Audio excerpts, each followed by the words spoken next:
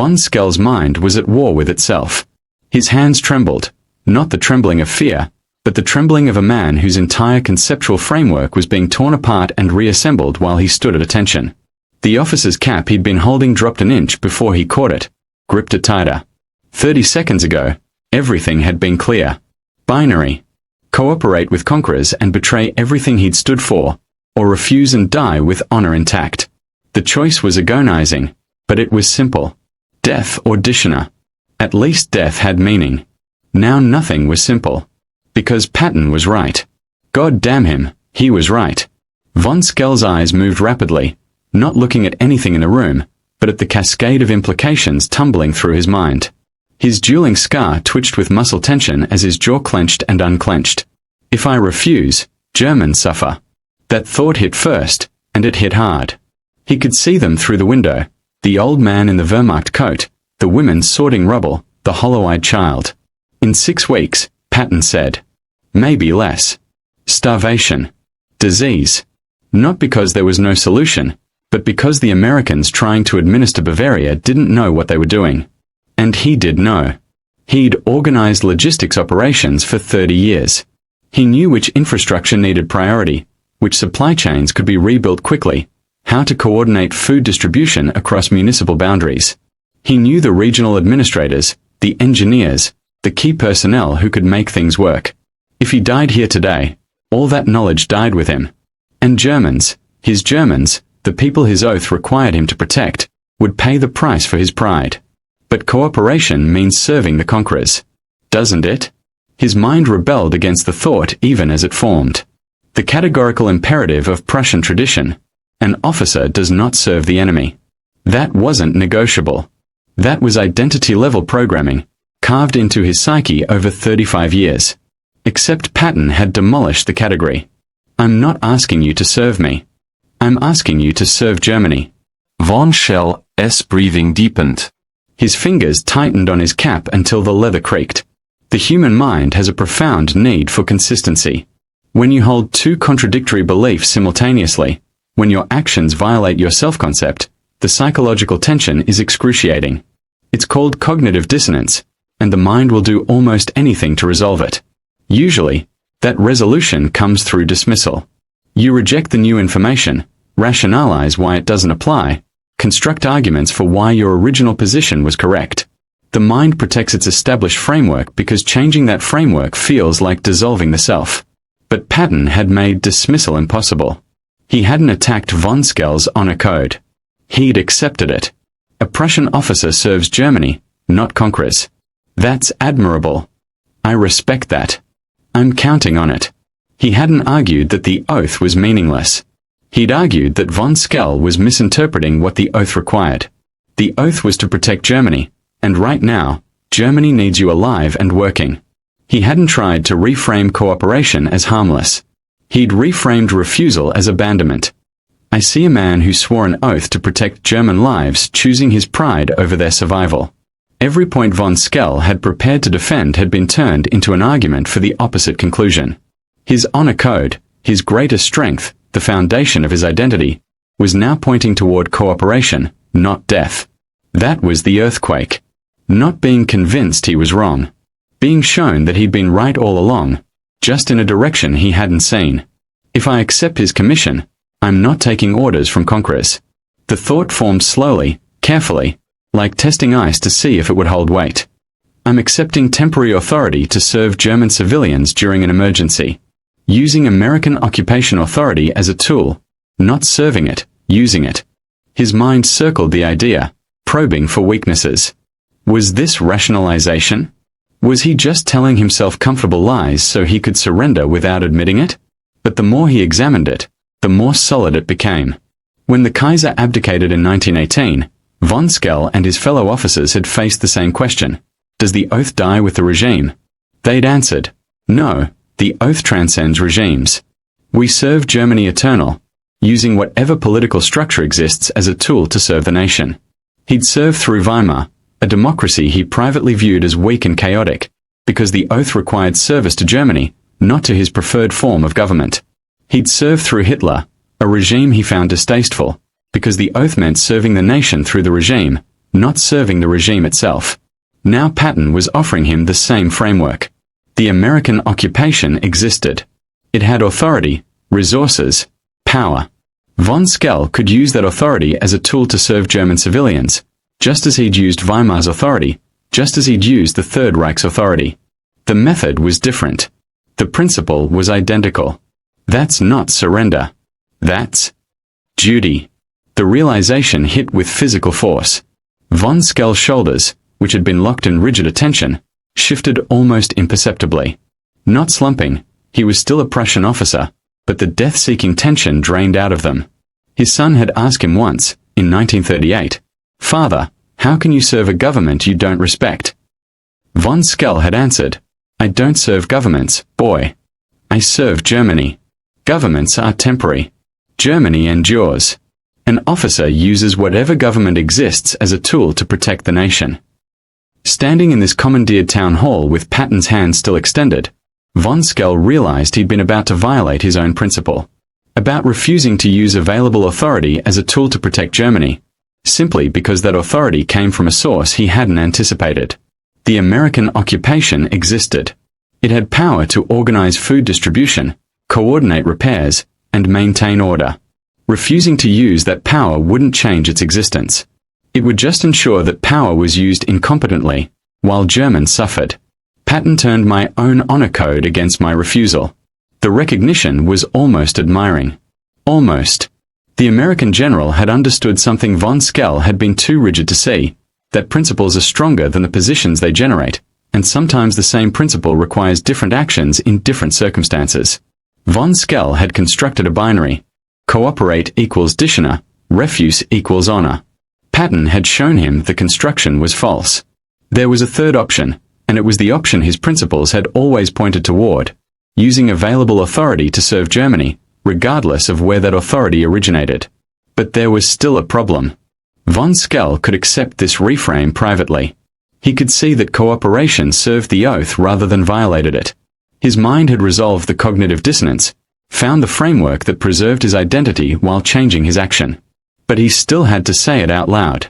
He still had to accept Patton's commission in front of American officers who would report this conversation.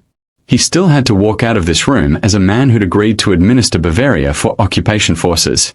And he needed to do that without saying the words, "I surrender." Because even though the logic now made sense, even though he understood that cooperation was duty rather than betrayal, the words themselves still mattered. The phrasing still carried weight. He couldn't just say, "Yes, I'll do what you want." That would be capitulation, and capitulation would destroy the very framework he'd just constructed to make cooperation acceptable. He needed to accept while maintaining the narrative that preserved his dignity. But Von Skell needed one more thing, a way to say yes without saying, "I surrender." Von Skell's voice, when it came, was measured. Each word chosen deliberately, tested before being spoken, like an engineer checking load-bearing calculations before committing to a structure. "General Patton." He paused, and the room held its breath. "If I were to consider what you propose." The American lieutenant's hand moved slightly toward his sidearm. Was this another refusal? Another defiant speech before the inevitable confrontation? But Von Skell continued, his tone shifting from the declaration of a man ready to die to something more careful, more analytical. "I would need to understand the precise nature of this arrangement." Patton's expression didn't change, but he lowered his extended hand slightly, not withdrawing it, just moving it from demand to invitation. "Go on. You speak of a commission." Von Skell's eyes remained locked on Patton's.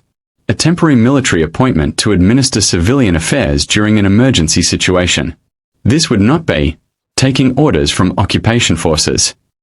The phrasing was deliberate. Not serving you. Not cooperating with conquerors.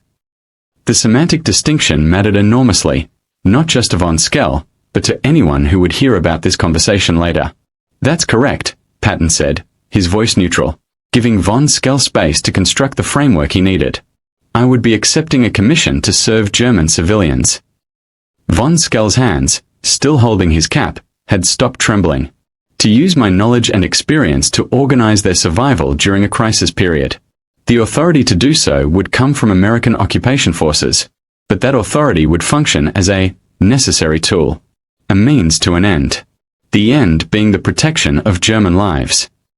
One of the American officers opened his mouth, maybe to object, maybe to ask for clarification, but Patton silenced him with a slight gesture. Let the German talk. Let him build this.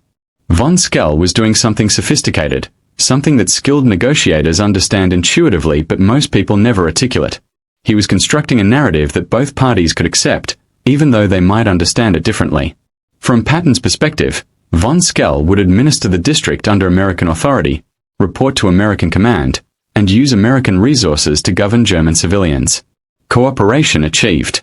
From Von Skell's perspective, he would accept a temporary wartime commission to protect German civilians during an emergency, using whatever authority was available, which happened to be American, as a practical tool to accomplish his mission. Oath maintained. Same actions. Different meanings. Both men could claim they'd gotten what they needed. I would report to you on matters of logistics, security, and coordination with other districts. Von Skell continued, still feeling his way through the framework. But the administration itself, the decisions regarding German civilian welfare, those would be my responsibility. My jurisdiction. Patton nodded slowly. You'd have full authority to organize food distribution, infrastructure repair, public health, and civilian order. You'd coordinate with my headquarters on resources and security, but you'd run the district. I need someone who knows what the hell he's doing, not someone who needs his hand held. The phrasing was perfect. Not you'll follow my orders, but you'll run the district. Not you'll report to me, but you'll coordinate with my headquarters. The semantic shifts preserved Von Skell's sense of autonomy while giving Patton exactly what he needed. German expertise applied to German problems under American oversight. And this commission, Von Skell's voice carried a new tone now, something almost legalistic, would be understood as a temporary appointment during an emergency period. Not a permanent position within occupation administration. Temporary, Patton confirmed. Until the civilian government can be properly reconstituted. Could be months, could be longer, depending on how fast we stabilize the situation. Von Skell was silent for another 10 seconds, and in that silence, everyone in the room understood that something fundamental had shifted. The German officer was no longer arguing against cooperation. He was negotiating its terms. If I were to accept this commission. Von Skell spoke even more slowly now, because this was the crucial sentence, the one that would be repeated, analyzed, judged by other German officers who heard about it. I would do so not as subordination to conquering forces, but as acceptance of emergency authority to serve German civilians during a crisis. I would be using American occupation authority as an available tool, the only available tool, to fulfill my obligation to protect German lives. He paused, then added with quiet intensity, I would be serving Germany, as I have always served Germany. The beauty of the construction was that it was entirely true from his perspective, while accomplishing exactly what Patton needed from his perspective. Von Skell wasn't lying to himself or engaging in shallow rationalization. He genuinely reframed cooperation as continued service rather than surrender. And Patton, who understood human psychology as well as he understood tank warfare, gave him exactly what he needed, validation of that framework. That's exactly right, General. Patton's voice carried no hint of condescension, no suggestion that he was humoring a defeated enemy's need for face-saving language. He spoke as one professional to another. You'd be accepting a wartime commission to protect civilians using whatever authority is available. The authority happens to be mine, but the mission is yours. Serve Germany by keeping Germans alive. That's what I need, and from what you've told me, that's what your oath requires. The American officers were confused now. The young lieutenant looked to his superior, silently asking, did the German just agree to cooperate? Did he refuse? Did General Patton win this confrontation or did he compromise? The answer, though none of them quite understood it yet, was that both men won. Patton got an experienced German administrator who would effectively govern a crucial district, coordinate with American forces, and provide the local expertise that would keep Bavaria from descending into chaos. Von Skell got to maintain his identity as a Prussian officer serving Germany, preserve the meaning of his 35-year oath, and continue protecting German civilians during their greatest crisis, all without ever saying the words, I surrender to American occupation. Then I accept this commission, von Skell said, his voice firm now, the trembling gone entirely. For Germany. 4 German civilians who require competent administration during this emergency period. Not, I agree to cooperate. Not, I'll do what you want. The phrasing maintained the framework. He was accepting a commission, not submitting to orders. Patton's hand extended again, and this time it wasn't a demand or a test. It was a formal offer between 2 military professionals entering into a mutual agreement. And then came the moment that would seal it, the handshake. Patton's hand remained extended between them. For 30 seconds, von Skell stared at it. Not with hostility now, but with something closer to recognition of what the gesture meant, what it would mean once completed. In military tradition going back centuries, the handshake carried weight that went far beyond civilian custom. It wasn't just a greeting or a pleasantry. Between officers, particularly between commanders entering into formal agreements, the handshake was a physical oath. A binding commitment made flesh. When Prussian officers shook hands on an agreement, they were putting their honor on the line as tangibly as if they'd signed a blood contract. To shake and then betray was worse than simply breaking a promise. It was violating the sacred nature of the gesture itself. Von Skell's dueling scar was proof he understood physical acts as honor commitments.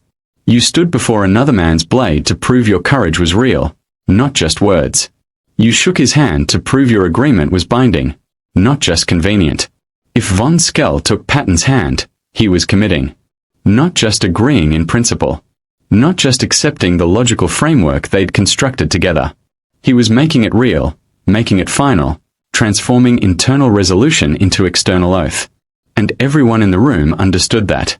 The American officers watched, barely breathing. They'd seen men shake hands 1,000 times. It was routine, meaningless, the standard closure to a dozen daily interactions. But this was different. The tension in von Skell's posture, the deliberation in his stance, made it clear this handshake would carry weight that went beyond the physical gesture. Von Skell's right hand moved slightly, then stopped. His eyes remained on Patton's face, searching for something, mockery, perhaps, or contempt. Any sign that the American general viewed this as a conquered enemy submission rather than a professional agreement between officers. He found none. Patton's expression was serious, almost solemn. He was offering his hand the way you'd offer it to an equal entering into a compact of mutual obligation. Not the conqueror accepting surrender, but one commander acknowledging another's decision to coordinate efforts toward a common objective. Von Skell's hand rose from his side. Slowly. His fingers were steady now. The trembling from before had disappeared entirely. Whatever internal war had raged through him in the previous minutes had been resolved. This was a decision, not capitulation. Choice, not coercion. Their hands met. Clasped. The grip was firm, professional. Patton didn't try to dominate with crushing pressure, and von Skell didn't offer a limp, reluctant touch. It was the handshake of 2 men who'd reached an understanding and were sealing it with the oldest gesture of honor between warriors. For 3 seconds they stood that way, hands locked, eyes meeting. In those 3 seconds, the entire dynamic in the room shifted. The young American lieutenant's hand finally moved away from his sidearm. Another officer let out a breath he'd been holding. Through the window, a bird called, the first sound from outside that had penetrated the room's intense focus in what felt like hours but had been perhaps 15 minutes. When they were released, von Skell took a half step back and came to attention. Not the death-ready rigidity from before, but proper military posture. I will require access to district records, current resource inventories, and a list of available personnel. Also, contact information for municipal administrators in surrounding regions for coordination purposes. Just like that, he transitioned from defiant prisoner to working administrator. The handshake had finalized the transformation that the words had initiated. Patton nodded, his expression shifting from intense focus to something approaching satisfaction. My staff will have everything assembled for you by tomorrow morning. You'll work out of this building. We've got office space set up on the 2nd floor. Captain Morrison here will be your liaison to my headquarters. He gestured to one of the American officers. Anything you need in terms of resources or authority, you coordinate through him. Understood. Von Skell's tone was crisp, professional. He wasn't taking orders from a conqueror. In his framework, he was receiving operational briefing from a command authority that was providing him with tools to execute his mission. The American officers were still slightly confused by what they'd just witnessed. It had looked like a confrontation heading toward arrest or execution, then somehow became a negotiation, then concluded with what appeared to be cooperation. One of them would later write in his diary, "General Patton hired the German officer who told him he'd have to be killed first. I still don't fully understand what happened, but whatever it was the damnedest piece of leadership I've ever seen." Von Skell turned toward the door, then paused and looked back at Patton. For just a moment, something passed between them. Not friendship, certainly not affection, but a kind of professional respect. Recognition between two men who understood that the world was more complex than the simple binaries of victor and vanquished, and that effective leadership sometimes required building bridges where others would have built walls. "I will not disappoint Germany," Von Skell said quietly. "I know you won't," Patton replied. "That's why I need you to do this job." Von Skell left the room, his boots echoing down the hallway with the purposeful stride of a man who had a mission to accomplish. The American officers remained, looking to Patton for explanation. "Sir," the young lieutenant ventured, "did he just agree to everything you wanted?" "He agreed to serve Germany," Patton said, moving back to the map table and the stack of reports waiting for him. "Which means he'll do exactly what I need him to do. And he'll do it well, because unlike most people I could have put in that position, he actually gives a damn whether it works." But he was ready to die rather than cooperate. "He was ready to die rather than betray his oath," Patton corrected. "So I showed him how cooperation fulfilled his oath instead of betraying it.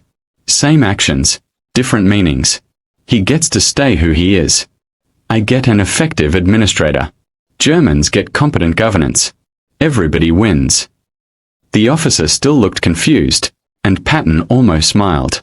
"Son, the best victories don't require anyone to lose.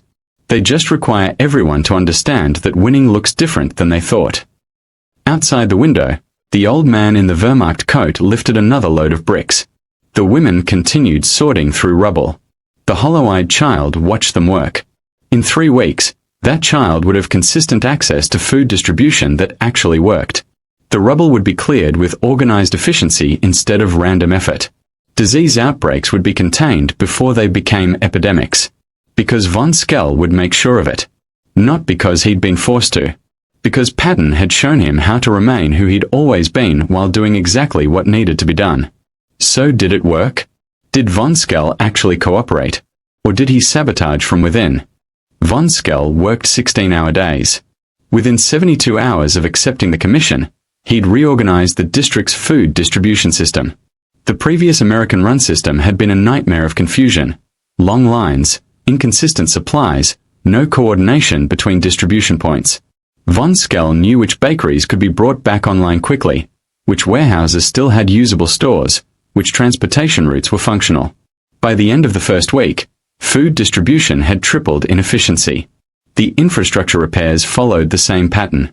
Instead of the scattershot approach the Americans had been taking, fixing whatever broke most recently, Von Skell prioritized systematically. Water treatment first, because disease would kill more people than inconvenience. Then electrical substations that served hospitals and critical facilities. Then transportation arteries that connected the district to regional supply chains. He worked from dawn until well past dark, operating out of the commandeered town hall with a skeleton staff of German clerks and administrators who'd been too low-ranking to be arrested but knew how the systems functioned. The American liaison, Captain Morrison, reported back to Patton's headquarters with barely concealed amazement. "The German general has accomplished more in 2 weeks than we managed in 2 months. He actually knows what he's doing."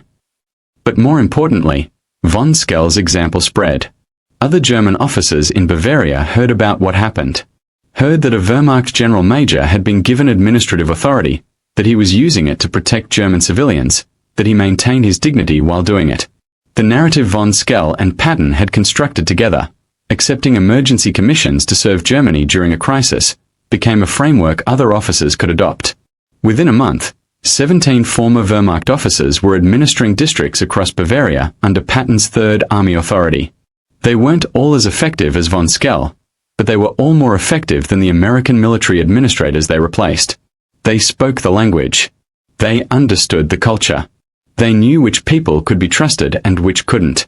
And crucially, they cared whether the work succeeded. because they'd accepted the framework that they were serving Germany, not conquering forces. The results were measurable. Bavaria under Patton's unconventional administration saw significantly lower rates of disease outbreak, food shortage, and infrastructure collapse compared to other occupied zones. The chaos that plagued the British zone, where distrust of German administrators led to slower recovery, didn't materialize in Bavaria. The brutality that characterized the Soviet zone in the east, where German officers were imprisoned or executed rather than utilized, created efficient submission but also guaranteed long-term hostility. Patton's approach worked. By every practical metric, civilian casualties, disease rates, reconstruction speed, population stability, Bavaria was the success story of early occupation. But politically, Patton was paying a devastating price. The American press got hold of the story. Not the nuanced version about reframing cooperation and preserving German civilian lives. The simplified version: Patton hires Nazi officers to run Bavaria. The headlines were brutal. Old blood and guts go soft on the German military. Patton criticized for coddling former Wehrmacht commanders. General's controversial German policy draws fire from Washington. Journalists who'd never set foot in Bavaria, who had no understanding of the administrative nightmare of occupation, wrote scathing pieces about how Patton was betraying American soldiers by working with the enemy. Politicians in Washington, facing pressure from constituents who wanted Germans punished and not employed, demanded answers. Why was Patton giving authority to men who'd fought against American troops months earlier? The Jewish community, understandably focused on justice for the Holocaust, saw Patton's policy as enabling Nazi sympathizers to escape accountability. They didn't distinguish between SS officers who'd run death camps and Wehrmacht officers who'd commanded logistics operations. To them, any German in uniform was guilty, and Patton's willingness to work with Wehrmacht officers looked like collaboration with evil. Patton tried to explain. He wrote letters to Eisenhower defending his approach, citing the practical results, arguing that punishing every German who'd worn a uniform was both impractical and counterproductive. We'd need to arrest half of Bavaria, he wrote. And then who would keep the other half from starving? But the political reality didn't care about practical results. It cared about optics. And the optics of American generals shaking hands with German generals, even in the service of civilian administration, looked wrong to a public that had spent 4 years viewing all Germans as evil. In the Soviet zone to the east, German officers faced a different fate entirely. Those who cooperated were used ruthlessly, given no authority or dignity, and then disposed of when convenient. Those who refused were shot or sent to gulags. The Soviet occupation was efficient through terror, and it guaranteed decades of resentment that would eventually contribute to the Iron Curtain's collapse. In the British zone, the approach was more moderate but still punitive. German administrators were used cautiously, given limited authority, and kept under constant suspicion. The recovery was slower than in Bavaria, but it avoided the political backlash Patton faced because the British were careful never to appear too friendly with the former German military. Patton's approach was the most effective. It was also the most politically vulnerable. By September 1945, the pressure from Washington was unsustainable. Eisenhower, who defended Patton through multiple controversies during the war, finally ran out of political capital to spend on his aggressive subordinate. When Patton made an ill-advised comment comparing the Nazi Party to American political parties, trying to argue that low-level party membership didn't indicate ideological commitment, the press firestorm gave Eisenhower the excuse he needed. On October 7, 1945, Patton was relieved of command of the Third Army. The official reason was the political party comment. The real reason was broader. Patton's entire approach to occupation had become politically toxic, regardless of how well it worked practically. Von Skell heard the news in his office in the town hall, now organized with efficient German precision. He sat at his desk for several minutes, staring at the report, then stood and walked to the window, the same window where Patton had looked out at German civilians clearing rubble 5 months earlier. Those civilians were still working, but now they had consistent food, clean water, medical care, organized infrastructure repair. The hollow-eyed children weren't hollow-eyed anymore. Von Skell had kept his oath. He'd served Germany through a crisis using whatever authority was available. He'd protected German lives when they were most vulnerable. And the man who'd made that possible, who'd built him the bridge that allowed him to serve without surrendering, had just been removed from command for being too effective in the wrong way. 3 days later, Patton's convoy rolled through Bavaria one final time, heading to his new assignment commanding the 15th Army, a paper command, a retirement position disguised as a job. Von Skell stood on the street as the convoy passed, at rigid attention, cap under his arm. He didn't salute. That would be going too far. A German officer saluting an American general would violate the framework they'd constructed together. But he stood, visibly, respectfully, as the convoy passed. In the lead jeep, Patton saw him. Their eyes met for perhaps 2 seconds. Patton nodded once, a small gesture of acknowledgement. Von Skell's expression didn't change, but something in his posture conveyed what words couldn't. I kept my word. The mission continues. What you built here still stands. Then the convoy passed, heading toward the border, and Von Skell returned to his office to continue the 16-hour days that would characterize the next year of his life. The administrators trained under Patton's system, Von Skell and the 16 others who'd accepted similar commissions, became crucial figures in West German reconstruction. Their experience in coordinating with Allied forces, their understanding of both German systems and American resources, made them invaluable during the Marshall Plan years. Several eventually held positions in the new West German government, bringing the competence and dignity Patton had preserved into the construction of the post-war German state. Patton never returned to Bavaria. 2 months after his relief from command, he was critically injured in a car accident and died on December 21, 1945. He never saw the long-term fruits of his controversial occupation policy, never knew that the framework he'd built with von Skell that afternoon in May would help shape the successful reconstruction of Germany and prevent the mistakes that had led to Hitler's rise after World War I. History remembers Patton as a brilliant combat commander whose aggressive style and political tone made him controversial. Military historians study his campaigns across North Africa, Sicily, France, and Germany. But in Bavaria, in the archives of the districts he administered, there's a different story. A story about a general who understood that defeating an enemy and governing them afterward required different kinds of genius. A story about the day a defeated German officer walked into a room ready to die for his principles, and walked out with those principles intact while doing exactly what needed to be done. Patton won the confrontation with von Skell. But he lost the political war that followed. Sometimes being right isn't enough. Sometimes the most effective solution is the one that costs you everything. So what's the principle? What can we extract from this moment that applies to our lives today? The conference room is modern glass and steel, but the tension is ancient. Sarah Chen, the CEO, sits across from Marcus, her chief technology officer of 8 years. He's just told the board he'll resign if they proceed with the acquisition she's been planning for 6 months. His voice is calm but absolute. This acquisition betrays everything we built this company to be. I won't be part of it. The board members shift uncomfortably. Marcus is brilliant, crucial to the company's success, but he's also just drawn a line that makes him look impossible to work with. Sarah can feel the pressure building, the expectation that she'll assert authority, remind Marcus who makes final decisions, maybe even accept his resignation to show the board she won't be held hostage by one executive's pride. She takes a breath and does something else entirely. Marcus, I respect that. You've spent 8 years building our engineering culture around independence and innovation. I understand why this acquisition feels like betraying that foundation. Marcus's jaw tightens. He was expecting a fight. This isn't a fight.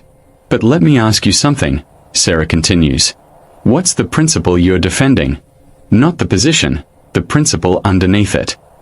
Marcus hesitates, then says what he actually believes, that we don't become successful by buying other companies' work. We become successful by building the best team and letting them create something nobody else can. Sarah nods. That's exactly right. And I agree with it. That's why I hired you. She pulls up a presentation on the screen. Now let me show you something about this acquisition that I haven't explained yet. Over the next 15 minutes, she walks Marcus through her actual plan. The acquisition isn't about buying the other company's product, it's about acquiring their team, which includes 3 engineers Marcus has tried to recruit for years. The plan is to shut down their product and integrate their talent into Marcus's division, giving him the resources to build something entirely new. I'm not asking you to compromise your principles, Sarah says finally. I'm showing you how this acquisition serves those principles. You get the engineering talent you've wanted. They get to work on something better than what they're stuck building now. We get stronger. Everyone wins. Marcus is silent for 30 seconds. Then, why didn't you lead with that? Because I needed you to tell me what you were really defending. Now I know, and now you can see that we are actually on the same side. The resignation threat evaporates. Marcus becomes the acquisition's strongest internal advocate. The board, watching this unfold, just witnessed what most of them have never seen. A leader who understood that forcing someone to back down creates resentment, but showing them a bridge to reframe their position creates genuine alignment. What just happened there? What did Sarah understand that most leaders miss? She understood what Patton understood in that room in Bavaria in May 1945. When someone has trapped themselves with their own principles into an untenable position, you have 3 options. 2 of them fail. 1 works. Option 1. Force them to back down. Assert your authority, remind them of hierarchy, make them submit. This is what everyone expects. It's also what hardens resistance, creates resentment, and guarantees that even if you win the immediate confrontation, you lose the long-term cooperation. Marcus would have resigned, or worse, stayed but become passively resistant to everything Sarah proposed afterward. Option 2. Compromise your position. Give Marcus what he wants, cancel the acquisition, show him that vocal opposition gets results. This might preserve the relationship, but it teaches the wrong lesson and undermines your ability to lead.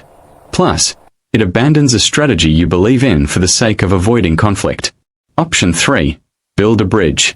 Show the person that their principles, the identity they're defending, actually points toward your desired outcome. You're not asking them to abandon their values. You're showing them how their values, properly understood, require cooperation rather than opposition. This is what Patton did with von Skell. And it's what Sarah just did with Marcus. The technique has 5 steps, and each one matters. First, recognize when someone is defending identity, not just position. Von Skell wasn't just refusing to cooperate with occupation forces. He was defending his entire self-concept as a Prussian officer whose oath gave his life meaning. Marcus wasn't just opposing an acquisition. He was defending his identity as a leader who builds rather than buys. Until you understand what identity is actually at stake, you're solving the wrong problem. Second, accept their core value publicly. Patton said, "A Prussian officer serves Germany, not conquers."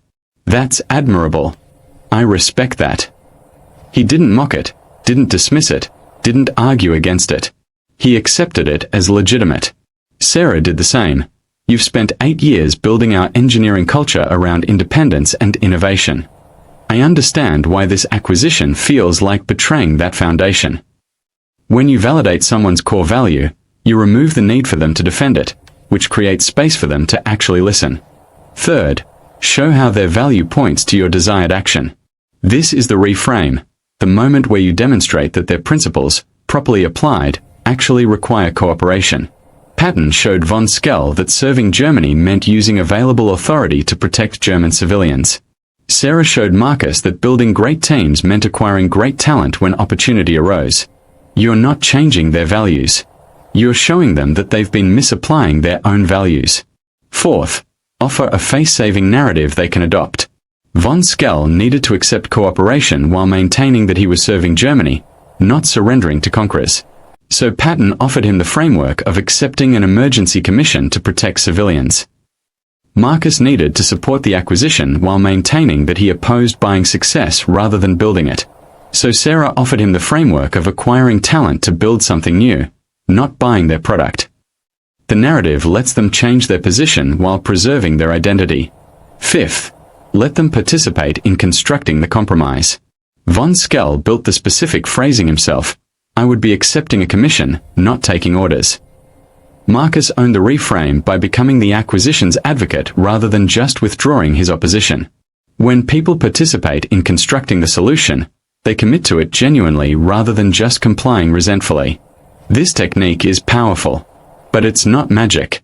It doesn't work in every situation. It fails when values genuinely conflict. If Marcus's principle had been never acquire companies under any circumstances, and Sarah's strategy depended on acquisition-driven growth, no amount of reframing would bridge that gap. When someone's core identity truly contradicts your necessary action, you face a genuine values conflict that requires either compromise or parting ways. It fails when someone is defending a position rather than principle.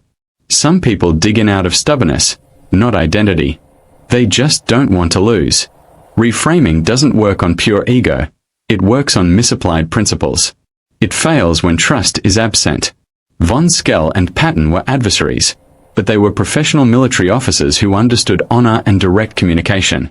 If Von Skell had believed Patton was lying or manipulating him, the reframe would have failed. The technique requires enough mutual respect that both parties believe the other is engaging honestly. But when it works, when you correctly identify that someone has trapped themselves with pride defending a principle they've misapplied, it's devastatingly effective. Because here's what most people miss about human psychology. We protect our identity more fiercely than we protect our positions. We'll die for who we are before we'll compromise what we want. But we'll also change our positions instantly if you show us that our identity actually requires a different position than we thought. Von Skell walked into that room ready to die rather than violate his oath. He walked out committed to cooperation because Patton showed him that cooperation fulfilled his oath rather than violated it. His identity stayed intact. His position reversed completely. And the reversal was genuine, not coerced, because he understood that serving Germany had always been his principle. He'd just been wrong about what serving Germany required in May 1945. That's the deeper wisdom Patton understood. Strength doesn't always mean force. Sometimes the most powerful assertion of leadership is refusing to engage in the power struggle everyone expects. Sometimes the shortest path through an obstacle isn't over it, it's around it, or through a door your opponent didn't know existed. The leaders everyone remembers, the ones who build lasting success rather than just winning immediate confrontations, understand this instinctively. They understand that making someone want to follow you is infinitely more powerful than forcing them to follow you. That cooperation achieved through reframing is worth 10 times more than compliance achieved through dominance. Patton could have arrested Von Skell, could have made an example of him, could have shown every German officer in Bavaria that defiance leads to punishment. And he would have gotten compliance, sullen, resentful, passive-aggressive compliance that would have sabotaged everything he needed to accomplish. Instead, he built a bridge. He showed Von Skell that the oath he'd spent 35 years honoring required exactly what Patton needed him to do. He turned a defeated enemy who'd rather die than cooperate into a committed administrator who worked 16-hour days protecting German civilians.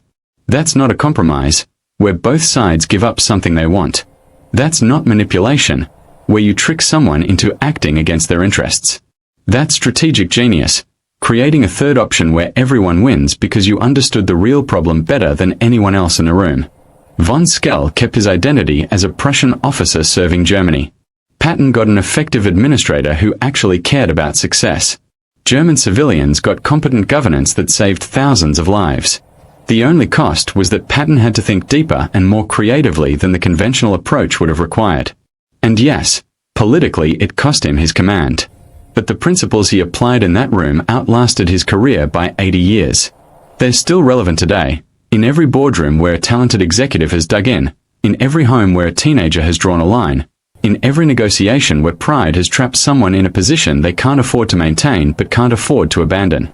The next time you're facing someone who's trapped themselves with their own principles, remember General Major Friedrich von Skell standing in that Bavarian town hall in May 1945, ready to die rather than violate his oath. Remember George S. Patton recognizing that death wasn't what von Skell wanted, meaning was what he wanted, and death was just the only path he could see that preserved it. Remember that the most powerful thing Patton did wasn't drawing his ivory-handled revolvers. It was building a bridge that let a proud man serve his principles while doing exactly what needed to be done. Sometimes the shortest path through conflict isn't over your opponent. It's alongside them, showing them that you're both heading in the same direction. They just couldn't see it yet. That's leadership. That's wisdom. That's the principle that turned a confrontation everyone expected to end in death or humiliation into a handshake that changed the occupation of Germany. And it's available to you, right now, in whatever standoff you're facing where someone's pride has trapped them into opposing what they'd actually support if they could just see it differently. Build them the bridge. Show them the path. Let them walk across with their dignity intact. You might be surprised how often the person who swore they'd rather die than cooperate becomes the person working hardest to make your shared mission succeed. So here's your assignment. Think about the person in your life right now who's trapped themselves with pride. The employee who's dug in on a position that's killing team morale. The family member who's made a stand they can't back down from without losing face. The negotiation where the other side has painted themselves into a corner. You have 3 options. Force them and harden their resistance. Compromise and teach them that obstinacy works. Or build them a bridge. Show them that their principles, properly understood, actually require cooperation with you.